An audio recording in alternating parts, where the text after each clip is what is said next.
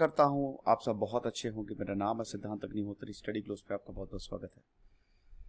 दोस्तों, आज हम बात करेंगे chapter 10 geography, atmospheric circulation and weather system. चलिए आगे बढ़ते हैं। तो एटमॉस्फेरिक प्रेशर, देखो सर्कुलेशन क्या है। एटमॉस्फेरिक सर्कुलेशन मतलब क्या है? हवा का सर्कुलेट करना, दैट्स इट। एटमॉस्फेयर में जो हवा है ना, हवा वो इधर से उधर जाएगी, है ना।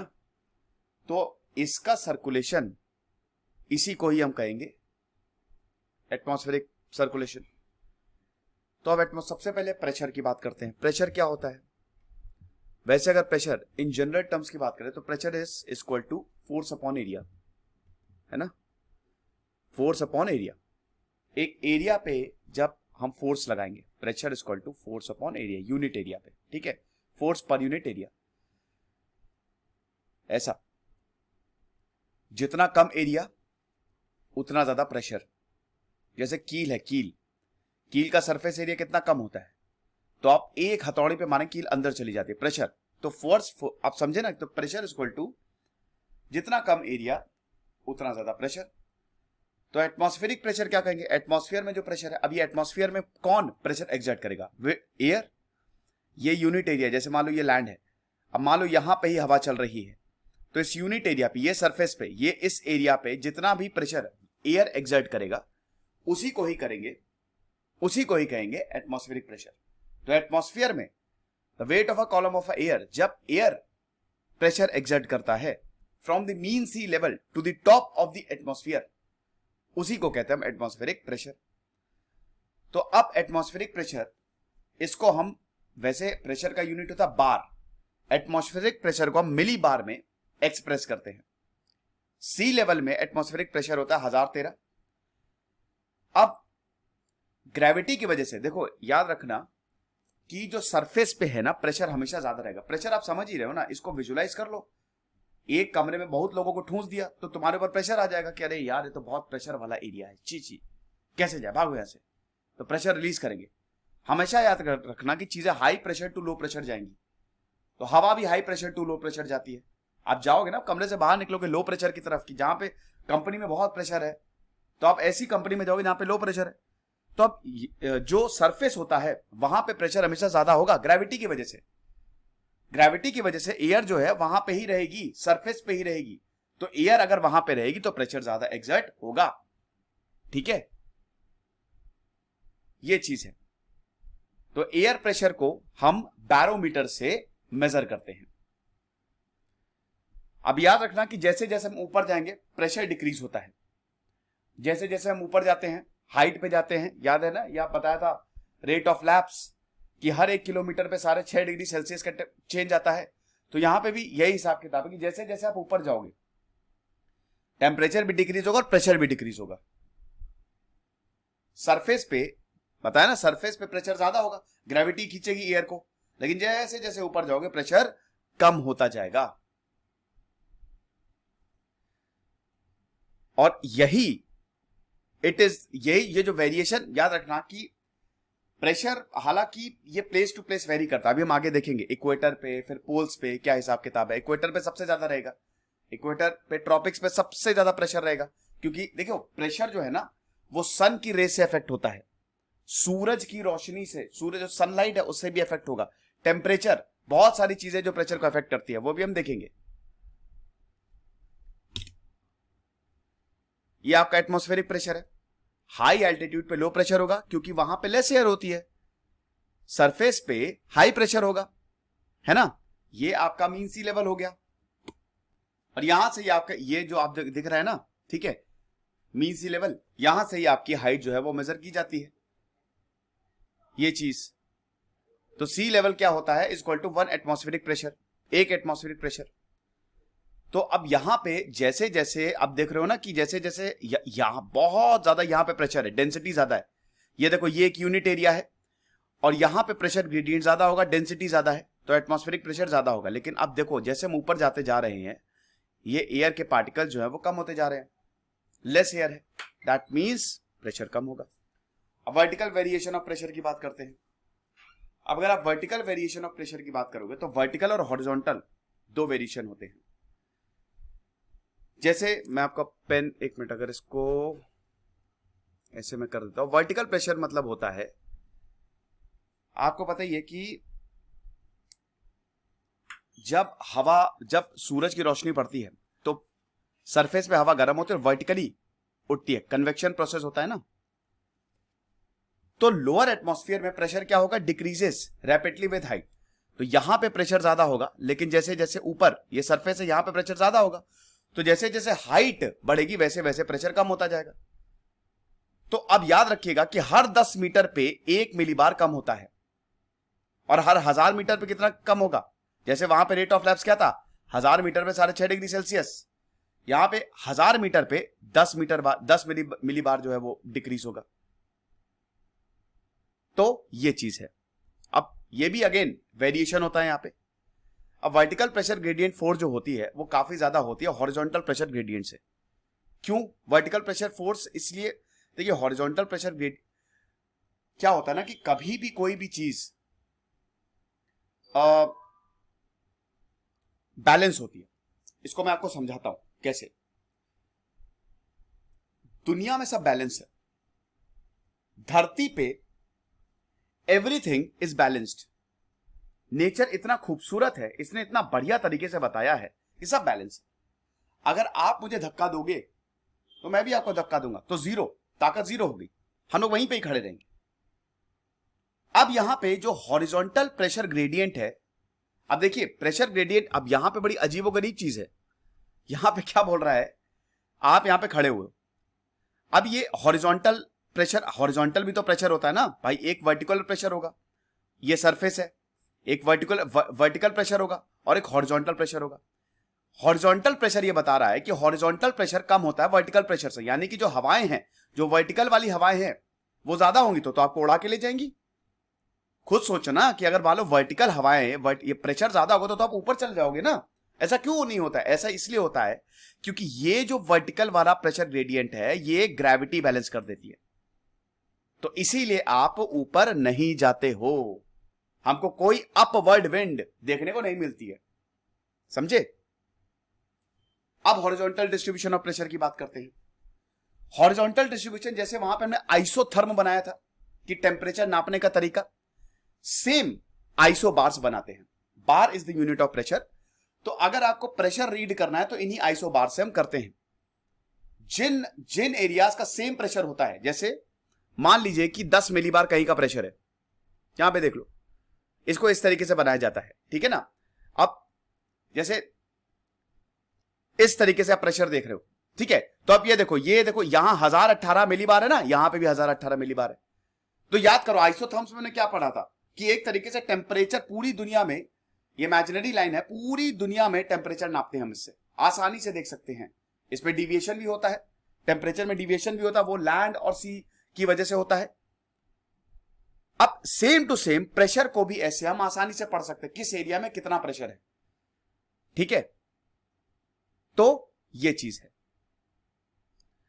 लो प्रेशर जो होता है, it is enclosed by one और more isobar with lowest pressure at the centre. ये देख सकते हो, जैसे सेंटर में लो है, फिर जैसे जैसे आप दूर जाते जाओगे वैसे वैसे प्रेशर बढ़ता जाएगा। ये लो प्रेशर सबसे ज्यादा सेंटर में होगा, फिर उसके बाद जैसे जैसे आप दूर जाते 1016 1018 MB इस तरीके से। तो सेंटर में is the low pressure. High pressure होता है, इसमें भी हाईएस्ट प्रेशर, अब हाई प्रेशर की बात की जाएगी तो ये highest pressure is the centre होगा, जो भी इसमें चीज होगी। लो प्रेशर में low pressure at the centre, फिर जैसे जैसे आगे बढ़ते जाओगे हाई प्रेशर में high pressure at the centre, ठीक है। तो ये चीजें में हाई दिया हुआ है कि नहीं, चलो कोई बात नहीं। अब world distribution of sea level pressure देखते हैं। देखो इक्वेटर के पास सी लेवल प्रेशर जो होता है वो लो होता है।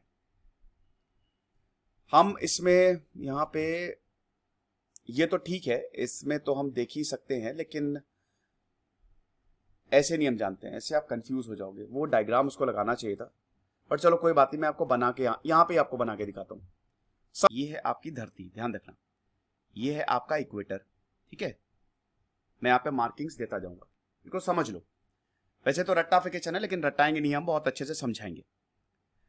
क्या बोल रहा है ये, इक्वाटोरियल लो, मतलब ध्यान देना, मैं ये चीज यहां पे बना रहा हूं, इसको बनाना ही सीख लो आप। कैसे बनाओगे, ये देखो, ये है आपका इक्वाटोरियल लो, मतलब हम प्रेशर लेवल को सी लेवल से ही नापेंगे, ठीक है, तो सी लेवल से ही नापेंगे ना, तो सी लेवल प्रेशर, देखो याद रखना, world distribution of sea level pressure, pressure पूरी दुनिया में प्रेशर बेल्ट्स कैसे डिस्ट्रीब्यूटेड है, कहां कितना प्रेशर होगा, तो डिस्ट्रीब्यूशन है प्रेशर का ही। अब हम इसको लैंड से नहीं, सी लेवल से नाप रहे हैं, समुद्र से। तो आपको पता ही है कि समुद्र में तो भाई लो प्रेशर ही होगा ना। ये इक्वाटोरियल में भाई यहां पे सूरज की किरणें बहुत आ रही हैं, सूरज की किरणें बहुत आ रही हैं, तो क्योंकि सूरज की किरणें आ रही हैं तो यहां पे सब सी में भाप बन के ऊपर उड़ जाएगा ना, तो भाई जाहिर सी बात है ना, प्रेशर कम होगा। मैं खूब गर्मी दूं, आप भागोगे दूसरे कमरे में, जो ठसा हुआ कमरा, आप दूसरे कमरे में भागोगे, तो इसका मतलब यहां पे बना लो प्रेशर, तो यहां पे आएगा लो, ठीक है ना।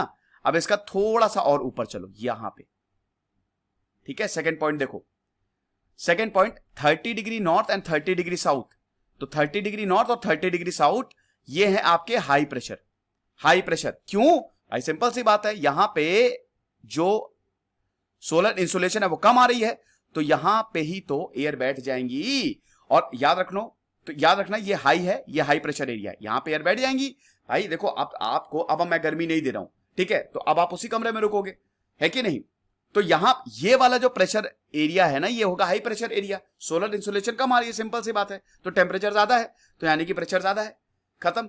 तो अब आप ये देखो कि अब हवा कैसे जाती है, high pressure to low pressure, तो हवा का circulation always high pressure to low pressure होगा, यहां से भी high pressure to low pressure, समझ रहे हो। अब इसके आगे चलो, ये पॉइंट आप समझे, यहां पे हाई और हाई, ओके, इसको सब ट्रॉपिकल हाई बोला जाता है। अब इसके ऊपर चलो, इसके ऊपर आपको मिलेगा ये छोटा सा एरिया, यहां पे भी लो प्रेशर बनेगा, ये छोटा सा एरिया यहां पे भी लो प्रेशर बनेगा, क्यों, क्योंकि पोल्स पे तो आपको हाई मिलेगा ही, यहां तो ये वाला एरिया तो हाई प्रेशर होगा ही होगा, लेकिन ये छोटा सा एरिया जो है वो लो प्रेशर का होगा। ये लो प्रेशर का क्यों होगा भाई, दोनों साइड हाई है, यहां पे भी हाई प्रेशर, यहां पे भी हाई प्रेशर है, इसी की वजह से यहां पे लो प्रेशर बन रहा है, हाई हाई लो, ठीक है। तो ये चीज है, तो यहां पे near the poles pressure is high, है ना, पोल्स के पास, ये जब आप एकदम यहां पे चले जाओगे, इसको ऐसे ड्रॉ कर देते हैं, ठीक है, तो ये वाले हाई प्रेशर हो जाएंगे, ये वाला आपका लो प्रेशर है ही है, लेकिन यहां वाला जो एरिया है ना, ये इधर वाला, ये आपका लो प्रेशर है रिलेटिव टू देम, यहां पे भी हाई प्रेशर, यहां पे भी हाई प्रेशर है, दोनों टाइप प्रेशर, दोनों ही हाई प्रेशर। इधर पे जब आएंगी हवा देखो इधर से आएगी, इधर से आएगी, तो यहां पे कोइंसाइड करेगी ना, तो this will be a low pressure area, right. तो ये है, इसको कहते हैं हम सब पोलर लोज, और जो सबसे ऊपर होता है वो कहते हैं पोलर हाई। अब ये जो प्रेशर बेल्ट्स है, they are not permanent in nature, ये ऑसिलेट करते हैं। भाई परमानेंट कैसे होगा, आप एक बात बताओ, कि धरती रोटेट कर रही है ना, रिवॉल्व कर रही है, रेवोल्यूशन हो रहा है, तो परमानेंट हो ही नहीं सकता ना, 6 महीने में कंडीशन बदल जाएगी, सिंपल। धरती रिवॉल्व कर रही है ना भाई, इस एरिया में जो चीज हो रही है वो 6 महीने बाद इस एरिया में होगी, क्योंकि सन के इधर आ जाएगा, ओके। तो वही नॉर्दर्न हेमिस्फीयर में विंटर में दे मूव साउथवर्ड्स, और इस समर में दे मूव नॉर्थवर्ड्स। तो यही चीज मैंने बताने की कोशिश की है, आई होप ये इस पे आप मत जाइए, जो मैंने आपको मस्त डायग्राम बताया आप उसी पे ही जाइए। अब force affecting the velocity and direction of wind, अब हम ये देखते हैं। भाई देखो विंड जो है वो हाई प्रेशर से लो प्रेशर जाएगी, तो यहां पे डायग्राम नहीं बनाया है, ओके कोई बात नहीं, ठीक है कोई बात नहीं, हम आपको डायग्राम बना के बता देते हैं। ऑलवेज जो हवा है ना, अगेन अभी मैंने आपको क्या बताया था, ठीक है, ये है हाई प्रेशर वाला, ये है लो प्रेशर वाला एरिया, समझ गए ना, कभी प्रॉब्लम नहीं होगी आपको, ये हाई प्रेशर वाला है, ये हाई प्रेशर वाला एरिया। अब हवा जो है हमेशा हाई प्रेशर से लो प्रेशर ही तो जाएगी ना, ठीक है, ये हाई प्रेशर वाला एरिया, अगेन ये लो प्रेशर वाला बीच में, ये नीचे बीच में हाई प्रेशर वाला, तो low pressure to high pressure होगा ऑलवेज, ठीक। अब ये सर क्यों भाई, ये तो सिंपल सा साइंटिफिक रीजन है, ये तो यूनिवर्सल है। Wind eight the surface experience is friction, surface पे विंड जो है घर्षण, सरफेस पे जाएगी ऐसे तो फ्रिक्शन होगा, राइट। फिर उसके बाद जो रोटेशन ऑफ द अर्थ है, it also affects the wind movement, force exerted by rotation of the earth is known as Coriolis force, बाहर की फोर्स, कोरियलिस फोर्स एक फिक्टिशियस फोर्स लगती है ना, बाहर की फोर्स। तो भाई धरती घूम रही है, तो धरती के साथ हवा भी तो घूमेगी ना, धरती में भी तो हवा है, धरती के अंदर ही तो हवा है। तो अब ये जो रोटेशन हो रहा है, the force exerted by rotation of the अर्थ, जैसे मैं आपको ऐसे घुमा रहा हूं, तो भाई मैं आपके ऊपर फोर्स एक्सर्ट कर रहा हूं ना, तो यही जो हवा पे फोर्स है ये धरती इफेक्ट कर रही है in the form of Coriolis force. तो हॉरिजॉन्टल विंड्स, अब ये देखो, अब जैसे आप ऊपर तो जाओगे नहीं, ये हॉरिजॉन्टल इफेक्ट है। जैसे मैं आपको ऐसे घुमा रहा हूं, घुमा रहा हूं, घुमा रहा हूं, घुमा रहा हूं, घुमा रहा हूं, घुमा रहा हूं, घुमा रहा हूं, तो ये हॉरिजॉन्टल मोशन हो रहा है ना। तो हॉरिजॉन्टल विंड्स जो है near the surface respond to the combined effect of तीन फोर्सेस। कौन कौन सी? एक प्रेशर ग्रेडियंट फोर्स होगा, एक फ्रिक्शनल फोर्स होगा, एक कोरियोलिस फोर्स होगा। ठीक है, तो हॉरिजॉन्टल जो मूवमेंट होता है धरती पे, ये हॉरिजॉन्टल मूवमेंट हुआ हवा का, ये एक तो लैंड, ये फ्रिक्शनल फोर्स है। ठीक है, उसके बाद ये प्रेशर ग्रेडियंट, यहां पे जो प्रेशर क्रिएट हुआ, ठीक है, प्लस आपकी कोरियोलिस फोर्स, क्यों? धरती की रोटेशन की वजह से। ओके, अब इसको बैलेंस करती है आपकी ग्रेविटेशनल फोर्स। ग्रेविटेशनल फोर्स इसको नीचे attack downwards, right. Pressure gradient force क्या होता है? प्रेशर ग्रेडियंट आप पढ़ रहे होंगे, कुछ नहीं है कि जो एटमॉस्फेरिक प्रेशर में डिफरेंस होता है, ठीक है, the difference in atmospheric pressure produces a force. अब जैसे कहीं पे, जैसे लैंड पे आप प्रेशर ग्रेड प्रेशर अलग होगा, एटमॉस्फेरिक प्रेशर अलग होगा, ऊपर जाओगे कहीं और एटमॉस्फेरिक प्रेशर अलग होगा, तो उनके बीच का जो डिफरेंस होता है उसकी वजह से फोर्स प्रोड्यूस होती है। अब rate of change of pressure with respect to a distance is pressure gradient, खत्म। जैसे जैसे आप अब जी क्या बताए कि dp अपॉन डी, ये तो चलिए ठीक है, डी, ये तो अब इतना समझो, इसमें मैथमेटिकली तो हम नहीं जाएंगे, बस इतना समझो कि जैसे जैसे आपका pressure with respect to distance change होगा, कहीं आप जैसे मान लो कि आप ऊपर 10 किलोमीटर दूर गए तो प्रेशर अलग, खाली एग्जांपल के तौर पे बता रहा हूं, 14 किलोमीटर दूर गए तो प्रेशर अलग। तो ये जो प्रेशर आपका डिस्टेंस के रिस्पेक्ट में चेंज हो रहा है ना, इसी को ही कहते हैं प्रेशर ग्रेडियंट। और ये जो डिफरेंस हुआ है, it also produces a force. Frictional force क्या होती है? फ्रिक्शनल फोर्स ये आपकी स्पीड ऑफ द विंड को अफेक्ट करेगी, सरफेस में बहुत ज्यादा होगी, and it extends up to elevation of 1 से 3 किलोमीटर तक। ये सरफेस है, 1 से 3 किलोमीटर तक ये जो फ्रिक्शनल फोर्स है ना, ये अफेक्ट करेगी। सी सरफेस पे फ्रिक्शन इज मिनिमल, लैंड पे ज्यादा होगा। कोरियोलिस फोर्स क्या होती है? फ्रेंच फिजिसिस्ट ने 1844 में इस फोर्स को डिस्क्राइब किया था। अब ये क्या करेगी? ये विंड को राइट डायरेक्शन में डिफ्लेक्ट कर देगी इन द नॉर्दर्न हेमिस्फीयर और left in the southern hemisphere.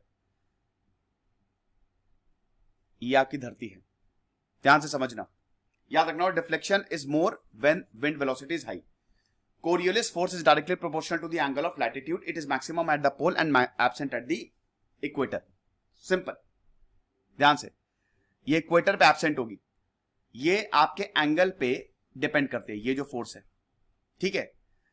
अब आपको पता है कि धरती इस तरीके से घूम रही है, जो अर्थ का रोटेशन है that is from west to east, है कि नहीं? तो अब क्या होगा इसमें? आप ये समझो कि हां ठीक है, ये ऐसे घूम रही है ना। अब जब ये ऐसे घूम रही है तो अब ये बताओ, जो अगर हवा है तो it will be deflected, right? यही बता रहा है नॉर्दर्न हेमिस्फीयर, ये है नॉर्दर्न हेमिस्फीयर। फिर से दिखाता हूं, गंदा हो गया यहां पे। ये आपका इक्वेटर, ये आपका नॉर्थ हेमिस्फीयर, ये आपका सदर्न हेमिस्फीयर। तो धरती ऐसे घूम रही है, तो यहां पे ऐसे घूम रही है, तो जाहिर सी बात है हवा ऐसे डिफ्लेक्ट होगी ना।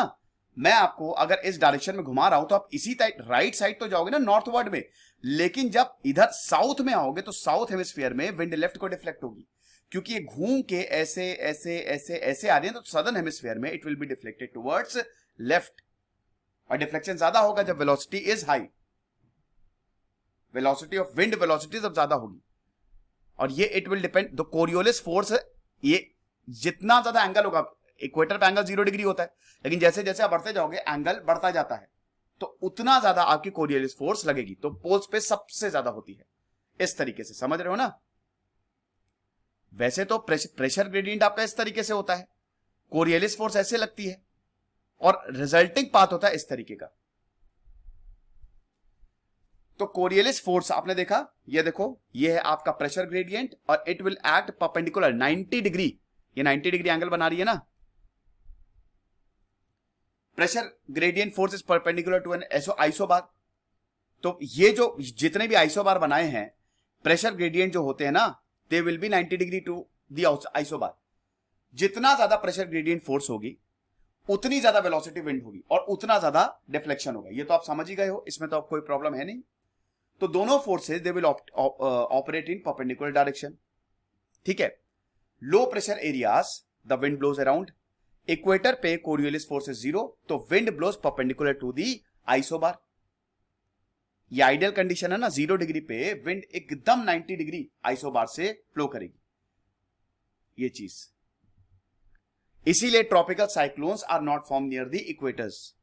ये भी हम बात करेंगे आगे सामने, मतलब आगे। अब प्रेशर एंड विंड की बात करते हैं। The velocity and direction of the wind are the net result of the wind generating forces. समझ गया, फोर्सेस की वजह से ये जो velocity and direction of the winds, इसी को हम डिटरमाइन करते हैं।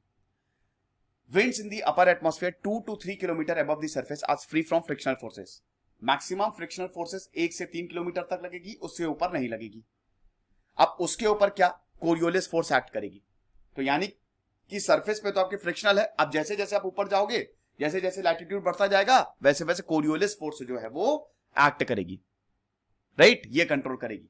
तो जब isobars are straight, when there is no friction, the pressure gradient force is maintained by the Coriolis force and the resultant wind blows parallel to the isobar. This wind is known as geostrophic wind. जब isobar एकदम सीधे होंगे, ठीक है, friction नहीं होगा, तो pressure gradient जो है भाई, प्रेशर ग्रेडियंट 90 डिग्री होगा ना। जब आइसोबार एकदम स्ट्रेट होंगे तो प्रेशर डिग्री 90, इक्वेटर की बात हो रही है यहां पे। तो अब कोरियोलिस फोर्स जो है एग्जैक्टली बैलेंस्ड, मतलब प्रेशर ग्रेडियंट जो है वो exact, that will be balanced by the Coriolis force, और जो रिजल्टेड विंड होगी they will be parallel to the isobars. इसको कहते हैं हम जियोस्ट्रॉफिक विंड। ये आप देख सकते हो, ठीक है। ये बेस्ट डायग्राम है समझने के लिए। ये देखो, आप इसको आगे समझाया कि नहीं?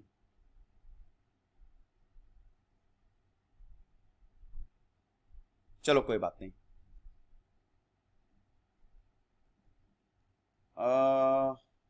हाँ, ये समझाया तो है हैडली और फेरर, हाँ ये भी समझाया है, कोई बात नहीं। हम यहां पे समझने की, ये देखो, ये आप समझो, ये हेडली और जो आपको पोलर दिख रहा है ना, ये बेसिकली इनके नाम पे है। ये साइंटिस्ट थे, हेडली और फेरल, इनके नाम पे इसको रखा गया है। अब आप ये देखो, ये आपका 0 डिग्री, ठीक है, 0 डिग्री। अब ये देखो हाई प्रेशर है, वही मैं बता समझाने की आपको कोशिश कर रहा था। ये देखो, ये हाई प्रेशर है, ये हाई प्रेशर है, तो हाई प्रेशर से लो प्रेशर। अब इनको कहते हैं north east trade winds, south east. अगर ये साउथ से जनरेट होंगी और ईस्टवर्ड जा रही है ना भाई, ट्रेड विंड्स वही हैं जो ब्रिटिशर को यहां तक लेके आई कि ये हवा कहीं तक तो जाएगी ना, किसी लैंड पे जाएंगी। तो ये नॉर्थ ईस्ट, नॉर्थ में अगर नॉर्थ से जनरेट होगी, याद रखना ये है लो प्रेशर आपका और ये आपका हाई प्रेशर। तो हाई प्रेशर से लो प्रेशर हवा जाएगी। ये समझ गए ना, बहुत इंपॉर्टेंट कंसेप्ट है, वरना फिर से जाके उसको देखो कैसे हो रहा है ये, जब मैंने डायग्राम बताया था, ठीक है। तो हाई प्रेशर से लो प्रेशर जाएगी, तो अभी किधर जा रही है, ये ईस्ट की तरफ जा रही है, तो इसको कहेंगे हम ईस्ट की तरफ नहीं कह रहा हूं, ईस्ट से आ रही है, ठीक है, ईस्ट से आ रही है, ईस्ट से, जो ईस्ट से आ रही है उसको कहेंगे नॉर्थ ईस्ट ट्रेड विंड्स। और इधर साउथ में, अगेन साउथ में ईस्ट से आ रही है, इसको कहेंगे ईस्टरलाइज भी इसको बोला जाता है, और इसको कहते हैं साउथ ईस्ट। अगर साउथ से हो रहा है तो साउथ ईस्ट ट्रेड विंड्स, समझ रहे हो। ये इंटर ट्रॉपिकल कन्वर्जन जोन है, ITCZ। अब यही, अब वेस्टरलाइज की, अगेन ये है आपकी वेस्टरलाइज, समझ रहे हो। यहां पे ये इस तरीके का हिसाब किताब का वेस्टरलाइज, देन नीचे जाएंगे तो पोलर ईस्टरलाइज। अब इसकी बात करेंगे दोस्तों आगे, मेरे ख्याल में अभी हम इसको इतना कंफ्यूज नहीं करते हैं, फिर अभी यहां पे आएंगे। तो wind circulation around a low is called cyclonic circulation. ये जो लो में विंड सर्कुलेशन आपको दिख रहा है, ये वाला, इसको कहते हैं साइक्लोनिक सर्कुलेशन। हाई में एंटी साइक्लोनिक सर्कुलेशन, तो लो में साइक्लोनिक, हाई में एंटी साइक्लोनिक। तो लो में, इसीलिए साइक्लोन में low pressure at the centre होता है और एंटी साइक्लोन में high pressure at the centre होता है। तो direction of winds around such system changes according to their location in different hemisphere. ये आपने देख ही लिया कि हेमिस्फीयर में डिफरेंट लोकेशन के हिसाब से direction of the wind change होगा। कौन चेंज करेगा, तो टेंपरेचर चेंज करेगा, फिर कहां पे हाई प्रेशर बन रहा है, कहां पे लो प्रेशर बन रहा है।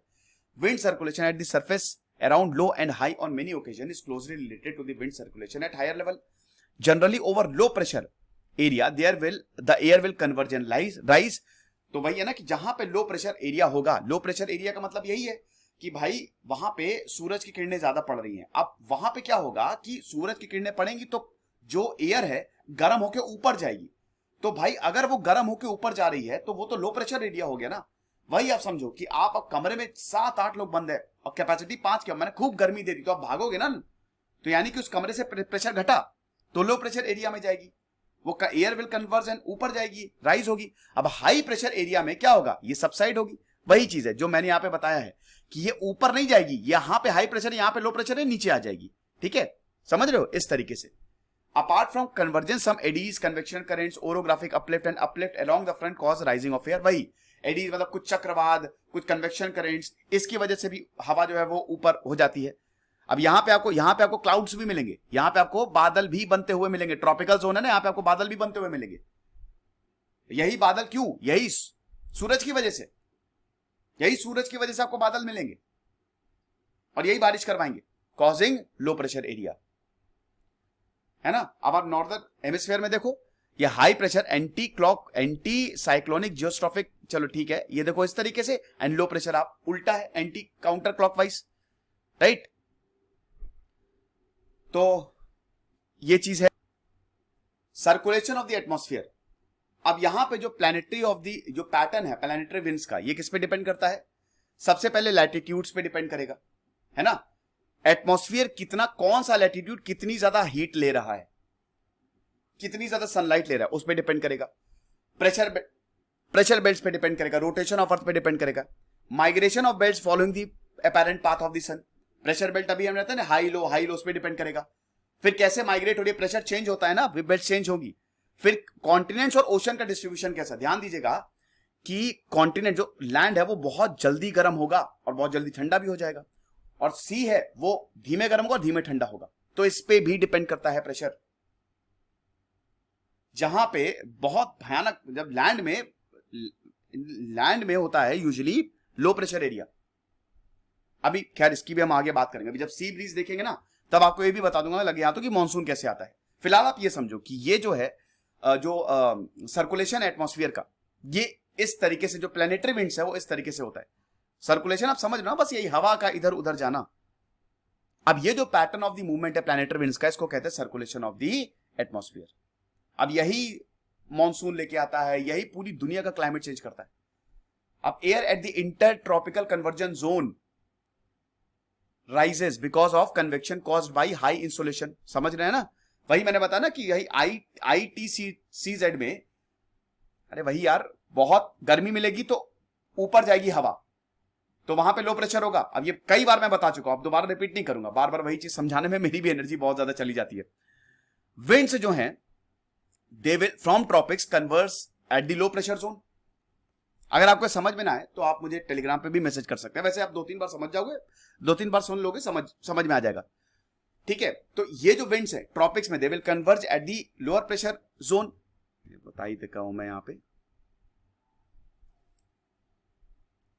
यही वाला, ठीक है, ITCZ इक्वेटर के पास, यहां पे लो प्रेशर एरिया, ये लो प्रेशर एरिया, और ये ऊपर वाला हाई प्रेशर एरिया, है ना। तो ये चीज है। अब यही कन्वर्ज्ड एयर जो है ये राइज होगी यहां से, और ये top of the troposphere 14 kilometre तक जाएगी, और फिर ये it will move towards the pole. अब इससे क्या होगा, it will cause the accumulation of air at about 30 degree north and south. यहां पे एयर जो है वो एक्यूमुलेट हो जाएगी 30 डिग्री, वही नॉर्थ एंड साउथ, वही जो मैंने आपको बताया। अब उसके बाद वही हाइस्ट टू लो जाएगी ना, a part it will sink to the ground, part of this it get sink to the ground and forms a sub tropical high. ये चीज है। तो ये हिसाब किताब रहता है जो मैंने आपको बताया। अब ये जो सर्कुलेशन होता है from the surface upwards and vice versa, इसको सेल्स कहते हैं। ऊपर गई हवा नीचे आई, ऊपर गई नीचे आई, इसको कहते हैं हैडली सेल, क्योंकि हैडली ने इसको बनाया। ये वाला जो सेल आप देख रहे हो ना, ठीक है, यही वाला, ये ऊपर गई नीचे आई, भाई हवा ऐसे जा रही नहीं, हवा का साइकिल है। देखो क्या हो रहा है यहां पे, मैं आपको बहुत बढ़िया तरीके से विंड कैसे सर्कुलेट हो रही है। अब जैसे ये है ट्रोपोस्फियर, ट्रोपोस्फियर से ऊपर क्या हो जाएगा, ये हाई प्रेशर बेल्ट हो जाएगा ट्रोपोस्फियर से ऊपर। अब ये देखो हवा, ये आपका सरफेस है, अब ये आपका मान लो 14 किलोमीटर तक, मान के लो 14 किलोमीटर तक है, तो अब ये हवा ऊपर गई, हवा ऊपर गई, ऊपर गई, ऊपर गई। अरे भाई हाई प्रेशर एरिया फिर से ये हाई प्रेशर एरिया हो गया ना, तो फिर से यहां पे नीचे आएगी ना ये लो प्रेशर पे। तो यही ऐसे ही तो विंड का सर्कुलेशन रहेगा, इस तरीके से, देख रहे हो ना। अब नॉर्थ में ऐसे रहेगा और साउथ में इस तरीके से रहेगा। तो ये है आपकी विंड साइकिल, ठीक है। तो इसी को कहते हैं हैडली सेल। और मिडिल लैटिट्यूड्स में जो सर्कुलेशन होता है, सिंकिंग ऑफ कोल्ड, अब ये पोल से भी देखो, बस इतना समझो कि ये जो एयर्स हैं, है ना, ये जो ठंडी और गर्म, ये सब डिपेंड कर रही है प्रेशर पे, ठीक। तो ये वाला आपका लो प्रेशर एरिया हो गया, ये हाई प्रेशर एरिया होगा, और ये आपका अगेन हाई प्रेशर एरिया हो गया पोल्स पे। तो हाई प्रेशर से लो प्रेशर, ये वाला लो प्रेशर एरिया है ना, तो यहां पे भी जाएगी, सिंक होगी ये। और मिडिल लैटिट्यूड्स में इसी को कहा जाता है Ferrel cell. At the surface these winds are called westerlies, और इसको बोला जाता है फेरल सेल। पीछे चलो, बहुत पीछे चलो, ये है फेरल सेल, ये वाला, ठीक है। ये इसी को वेस्टरलाइज बोला जाता है, ठीक। आई होप आप विंड का सर्कुलेशन समझ गए होंगे, इसमें आपको कोई प्रॉब्लम नहीं है। पोलर पे क्या होता है, पोल्स पे क्या होता है, जो कोल्ड डेंस एयर होगा वो they will subside near the poles, और फिर वो मिडिल लैटिट्यूड्स पे जाएगी। अब क्योंकि पोल से वो नीचे जा रही है और वो ईस्ट से आ रही है, तो उसको बोला जाता है पोलर ईस्टरलाइज, और उस पार्ट को बोला जाता है polar cell.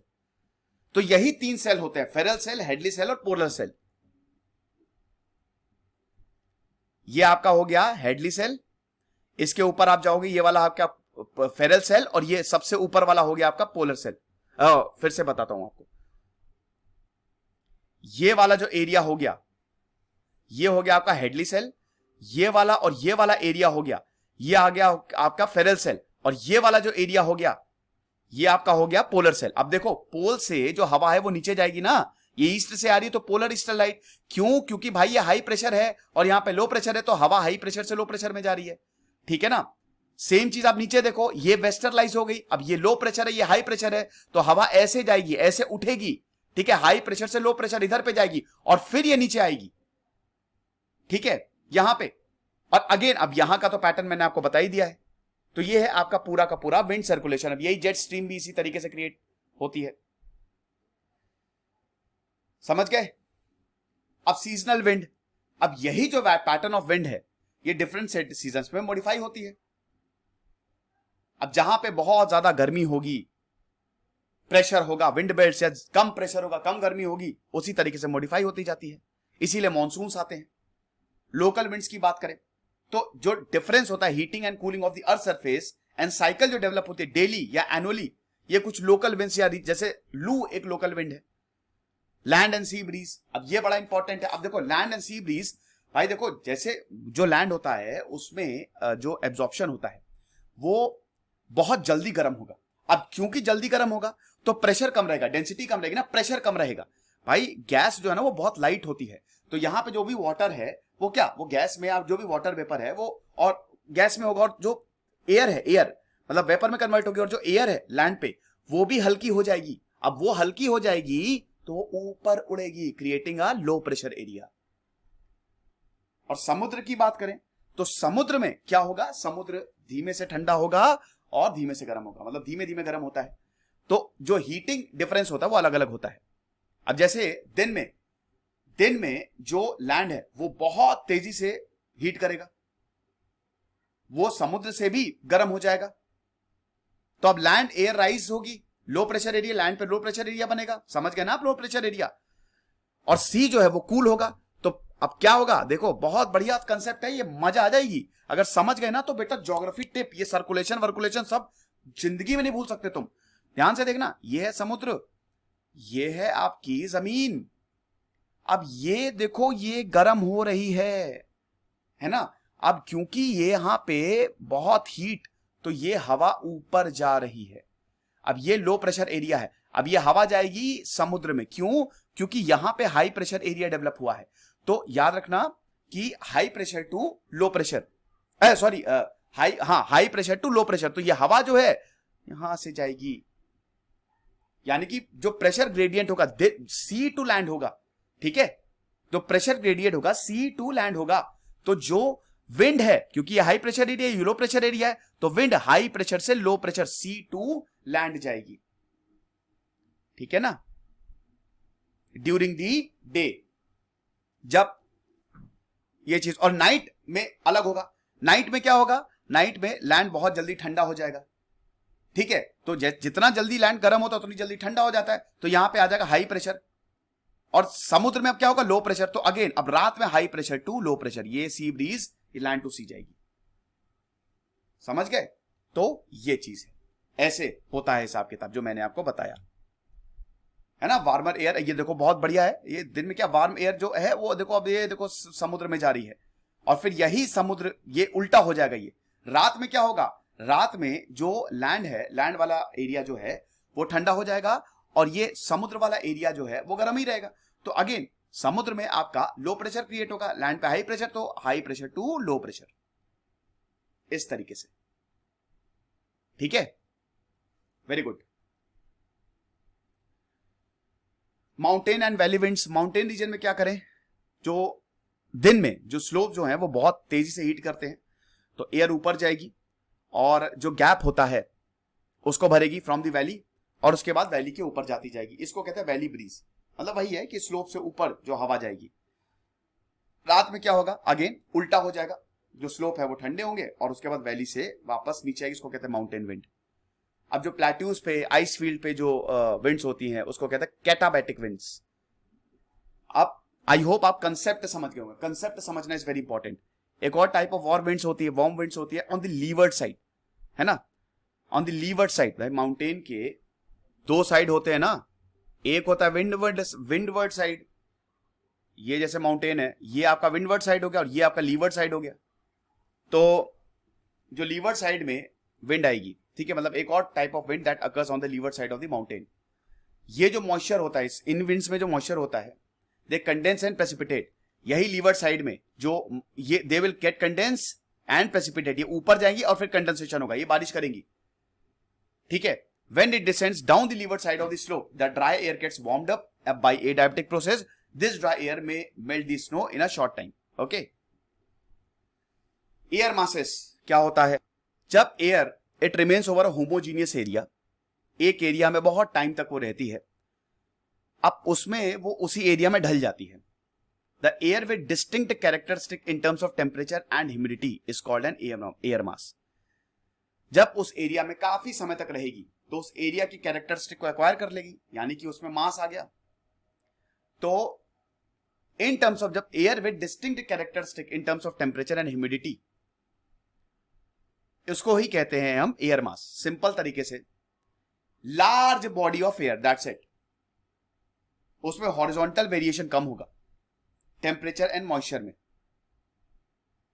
Homogeneous surface over which air masses form are called source region. जहां पे ये बनेंगी उसको कहेंगे सोर्स रीजन। बहुत भयानक हवा होती है ये। Tropical air mass they are warm, भाई जाहिर सी बात है, ट्रॉपिक्स में गर्मी ज्यादा पड़ती है तो गर्म होंगी, पोलर कोल्ड होंगी।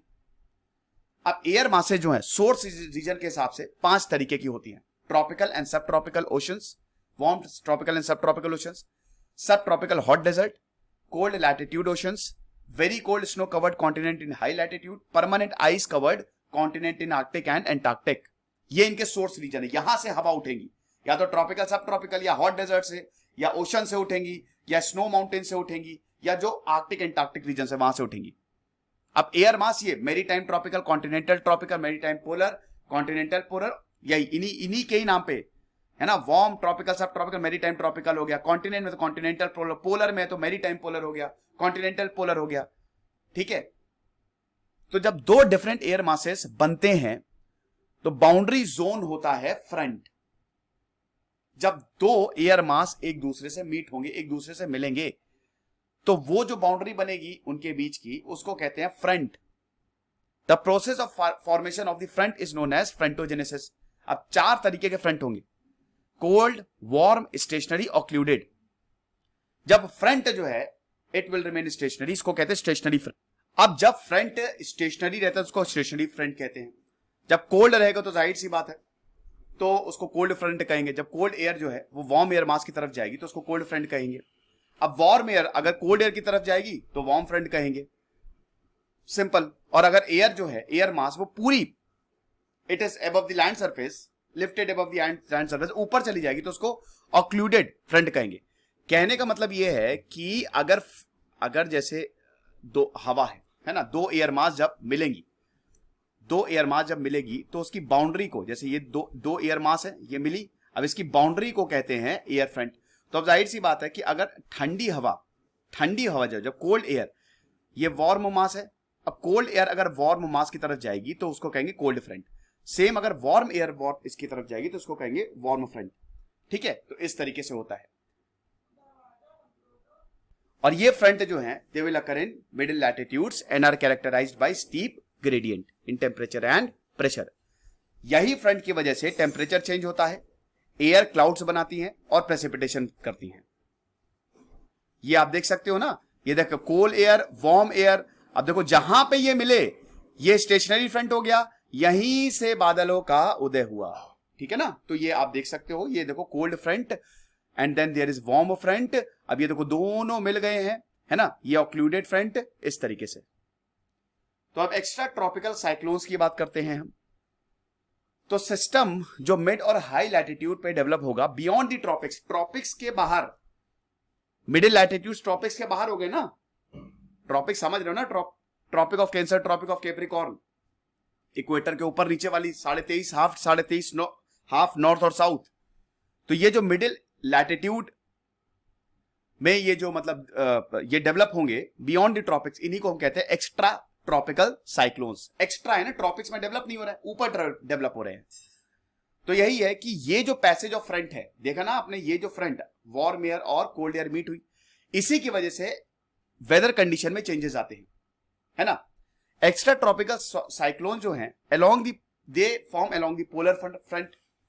अब अगर फ्रंट शुरुआत में फ्रंट स्टेशनरी रहता है, नॉर्दर्न हेमिस्फेयर में, जो नॉर्दर्न हेमिस्फेयर में क्या होगा, वार्म एयर जो है वो साउथ से आएगी और कोल्ड एयर जो है वो नॉर्थ से आएगी। भाई समझ रहे हो ना,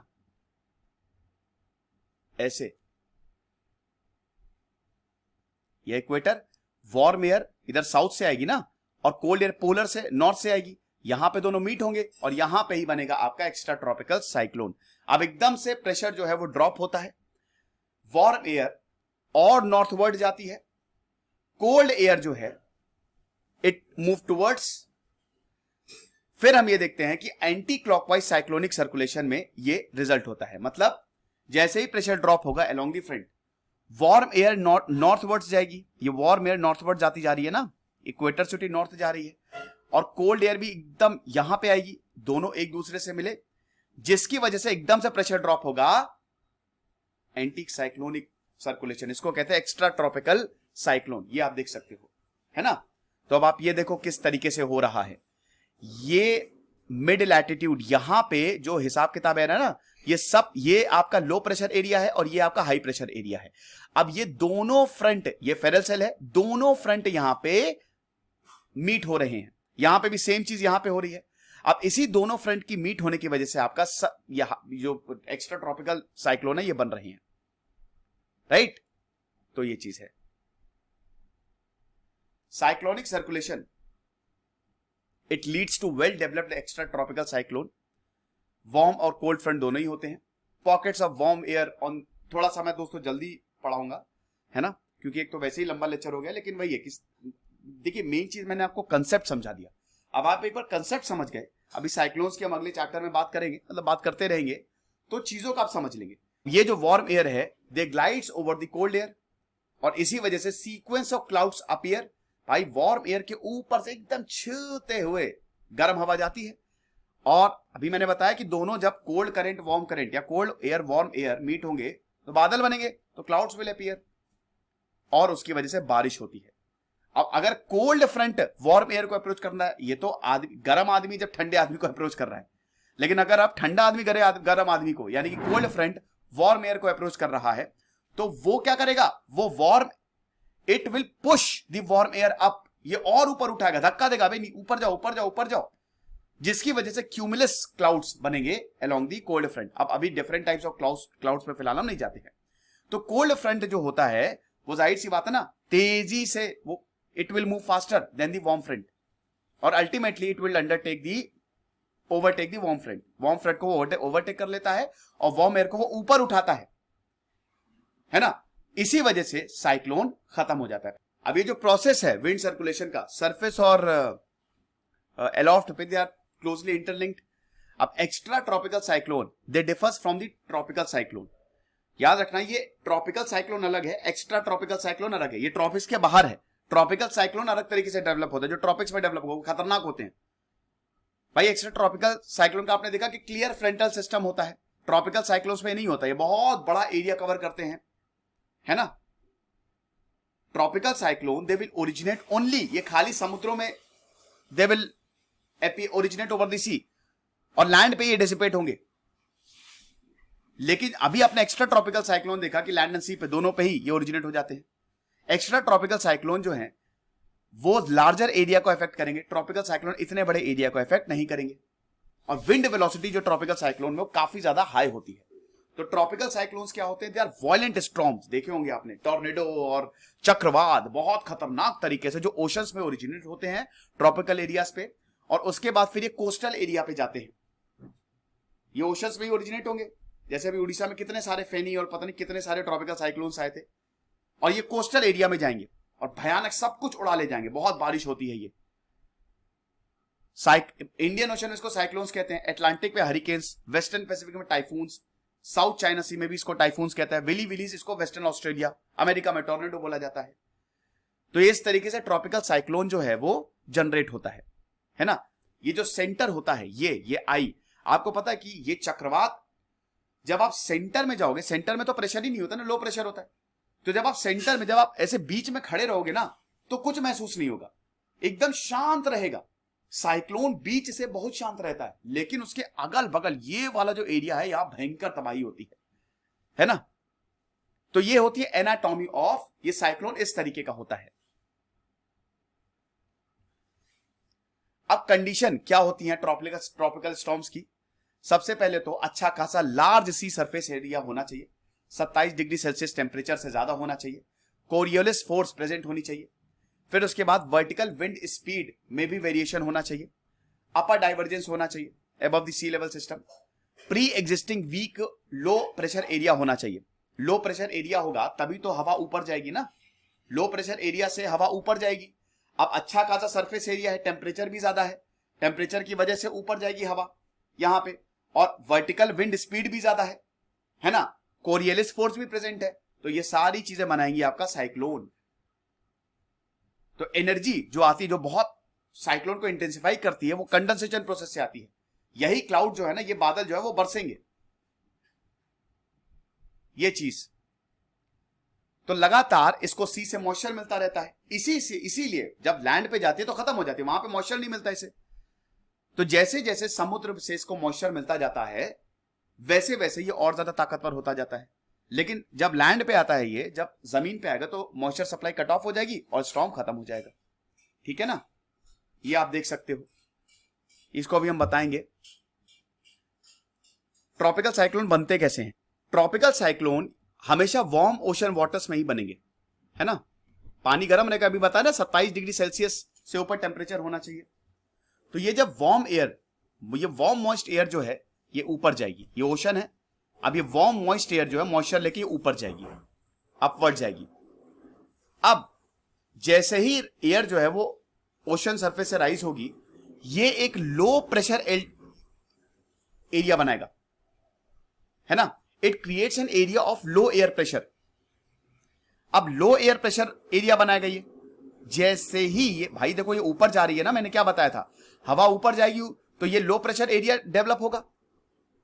अब उसकी वजह से ये जो आसपास की एयर है ना, with high pressure they will move towards the low pressure.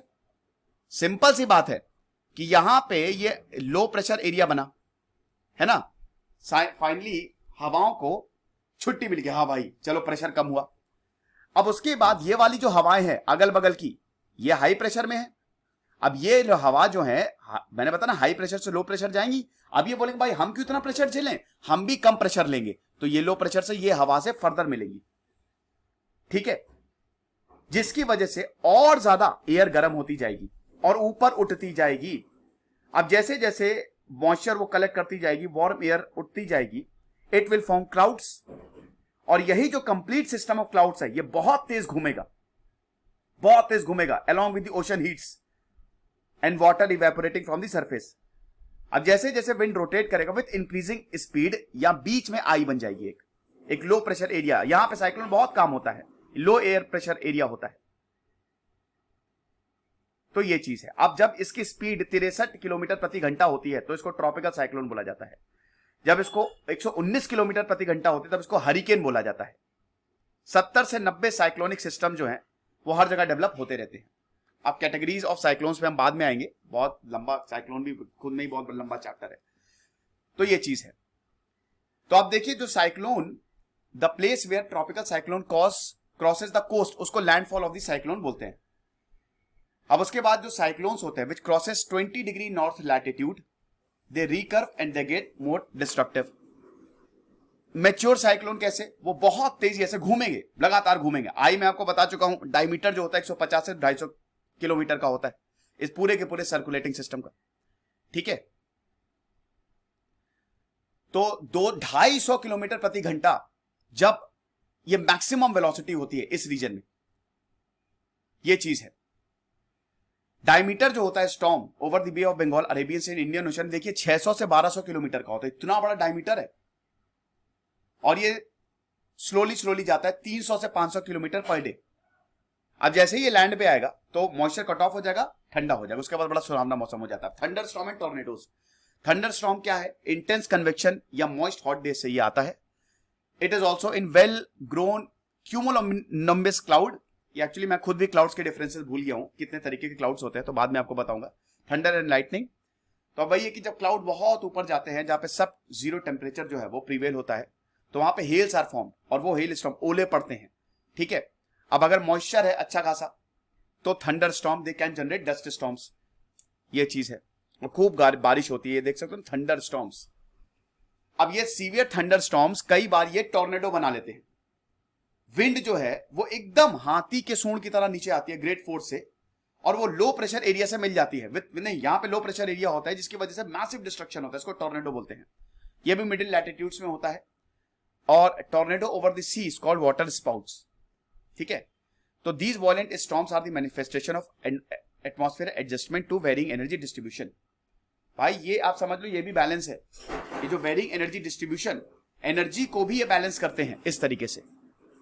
ये जो हीट एनर्जी है, they are actually converted into kinetic energy. बहुत लंबा चैप्टर था दोस्तों, 1 घंटे से ऊपर। आई होप आपको पसंद आया होगा। विंड सर्कुलेशन, शानदार चैप्टर। खुश रहिए, पढ़ते रहिए। सिद्धांत अग्निहोत्री साइनिंग ऑफ।